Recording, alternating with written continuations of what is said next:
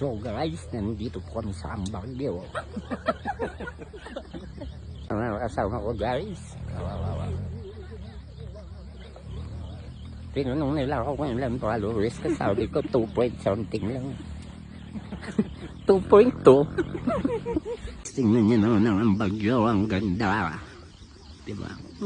Madali lang pala maging vloggers.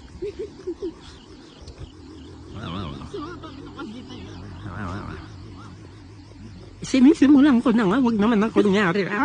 Ito sa Ambagyo, guys, madami silang manok.